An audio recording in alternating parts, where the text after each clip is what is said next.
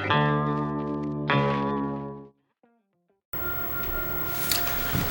it's Michael from The Gaming Show with a video review of Final Fantasy XII. As you can see down the bottom there, I clocked in 47 some hours into the game so far. I also have a game save a bit earlier on that I'll show you as well, where I'm about 7 hours in. 7 or 10 hours, something like that. I'm just in the menu screen, so that is in the game. So all in-game footage here. So it looks very good too on the PS2. I mean, for the PS2. I mean, it's not on 360 level, but party menu. So at any one time, I can have up to 3 people in my party that I have control of. At various times during the plot, a 4th person will come into your party who you don't really have any control over. They're on your team, but you can't really add them to your party, remove them, or have a 4th person. So the most amount of people you can have is 3, and you can have any configuration you want. Push people in and out. You don't have to have 3. I'll go back. It takes a few seconds time to come out of the menu. So I'll move into one of the gameplay areas. You get to about 15 hours in or so. Probably more, 20 hours in. I'm way past this bit now, but I'm just coming back here to show you some stuff. There's quite a varied amount of scenery as well. So you see sandy areas, forest area where now you see stuff by the water, you see stuff all over really, stuff in towns.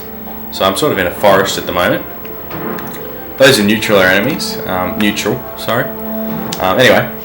as you can see, there's those people in my party. So at the moment I have a total of 6 people who I can play with at any one time. Status menus, just usual stuff. Tells you your XP and stuff like that, how far to the next level, all that. Licenses. This is one of the new things in the game. So licenses are sort of like the sphere grid in Final Fantasy XII, or if you're not used to Final Fantasy series or anything like that, it's different to some of the other Final Fantasies as well. It's a way you sort of build your character up and customize them to certain traits. So you've got this grid. Fucked up just there, but anyway. I've got this grid, you can zoom in and out as well, where you buy things, and when they're like this, like the ones I'm on here, they've all been bought, and then they've got a number on them when I haven't bought them. At the moment you can see up the top where it says LP, Vaan, which is probably arguably the main character for the game, who's about 16 or 17 in the storyline. I've got 160 points to spend on various things I can buy, so I've gone quite a way into it. I mean, when you first start out, as I'll show you later, you only have about 4 or 5 around here, but I can go over here, and if I buy this one for 120, just by clicking on it, I now increase my amount of magic I have. Anyway, over here, I can buy stuff like spells, licenses for spells. So the whole point of the license board here is you got to buy the license before you can use a spell or an item. So if I buy this one, with a last of 40, I can now use the spells Decoy and Drain, which I've previously purchased from a shop. Down here, I can purchase licenses to use weapons, so a blade or mostly swords for him at the moment, but different characters have bows, different things. So that's basically the license board system. You buy stuff you want to use here, and then you've got to buy the actual item later in a shop or get off a guy. One of the other new things in the game is the Gambit system. So the Gambit system is basically customizable AI. If it's blue, it's something I'm going to do to an ally, and if it's red, it's something I'm going to do to a foe, and if it's orange or something, it's something you can do yourself. And the self is just a regular one. So Gambit's AI, the other players who are playing your other party members who you're not currently trolling, or just for them to do when you're not giving them the direct action. So as you can see, currently I have one where if they're less than 30%, he does a Curate spell, which will restore a lot of HP. This one, for any ally that it has a save ailment, he tries to fix it. This one raises any ally that's fallen. This one just gives me Libra, which lets me know more about the environment. And obviously, one for attack. You have a few more for attack, and you can just turn certain ones on and off by doing that. So that one makes this character steal by default. It's also ranked, so you see the numbers 1, 2, 3. That tells me the order in which they do it, the priority when they do things. So it's easy, you can just move things around like that, twice off, move it around. All my characters have different ones, and you buy the more amount of slots you buy onto players. Different characters you can buy more and more through the license system before. World map like usual. Claim Park Prime is kind of newish. Hunts keeps track of all your hunts you can do, which is sort of like side quests, not quests, but like some missions you can do and go down and hunt a particular thing for someone who'll give you a reward for doing it. They're sort of like down into. Now to show some in-game stuff. So he's performing Lit at the moment, which is one of Gambit's. If they have a G next to their name, it means Gambit currently active for them. So press X, I can turn Gambit off a particular player, and left, like usual, through all players, but going left or right through the arrows and turn on and off wheel, the whole Gambit's that player, and off all of them if I wanted. Anyway, like most fans, that's very similar. Main difference here is I can see the enemy, so I'll just new can attack him. Just start attacking.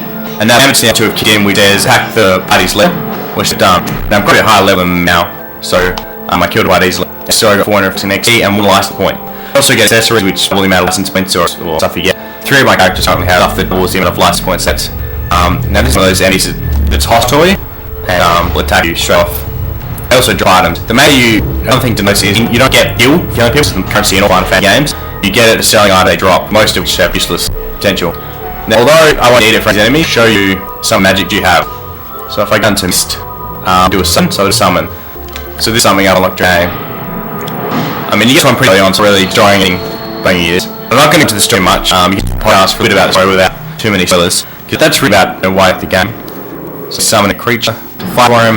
What's good about summons in this one is the best of it. Anyway, it's in this one. So in this one, you still hear when summons but you have control of summon. So summon just a pay player on it, and any player can dismiss them, and he'll go. But before you do that, you'll see down the spheres as they slowly fade how long you can stay there. And if you get all the way to the end for players or before I dismiss him, he'll ult before you go away. And so just dismiss him now. Anyway, so this is my gameplay. So I'll just show you basically. There's one other show before I went to my latest like the game. I just get one of these characters here. I quickening is an option, and then when I at some point, you know, the MP used to up. So this is quickening. Okay, he goes in quickening, and I can a whole chain of them. You can chain together.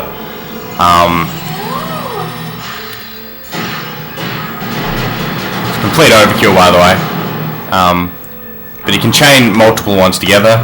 Now I don't have any. I can keep shuffling until I get another one back. They sort of charge up when they're doing it, so they're sort of inspired, I guess, by the other people doing it. So even though you've used it once, you can sometimes use it multiple times.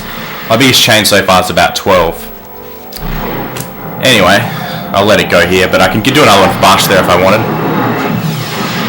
And you have a limited amount of time to pick a new player to do a misnack. And you also get a 5 chain. You see that pop up there? You get chains if you kill the same enemy over and over, and the bigger the chain, the better stuff you get. So sometimes when you pick up loot after you kill someone, they'll give you health back as well as an elusive item.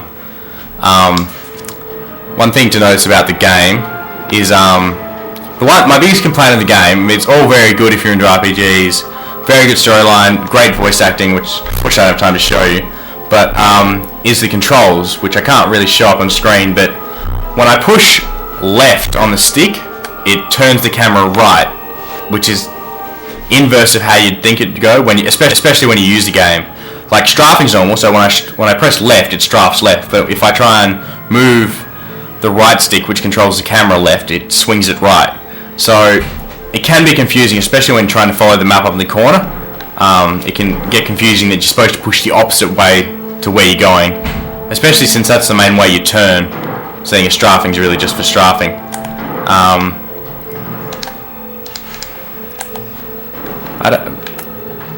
That really is my biggest complaint about the game, except obviously the length of the game. So far, like you saw, I was 47 hours in, probably about 70% of the way through the main story. There's lots of other stuff I haven't done, like optional bosses and espers and like optional summons I can get. This is a town. These are the save crystals you see. They restore your health and MP like usual. Teleport's sort of different. So you get stones which allow you to teleport. You can only teleport if you have a stone and you're at one of these golden crystals. So I'll just go to the town you're defending. Well, basically the whole reason you're fighting is for this town, or this state or whatever, called Rabanastre, which is the like capital city of the empire that you're trying to restore or whatever, which you'll learn in the first 30 seconds of when you put the game in anyway. So it's a city. I'll just show you the map quickly. It's a map, you can move around. It's all very good, there's nothing wrong with it there. It's really annoying that you can't change that aspect of it. The graphics are the best you're going to probably see on a PS2 game. Chocobos, you know, all the regular Final Fantasy stuff is in there. I don't really have anything else to say. Basically, Garbage didn't screw it up, if you're wondering. I'd say it's better than 10. I can't say it's better than 7 because people would kill me. So I'd probably give it an 8.5. for a Final Fantasy game. I mean, you expect a lot of them, so I can't just go out and give them 10 just because it's them. So I'm going to give it 8.5, and hope you enjoy this quick review run through of Final Fantasy 12.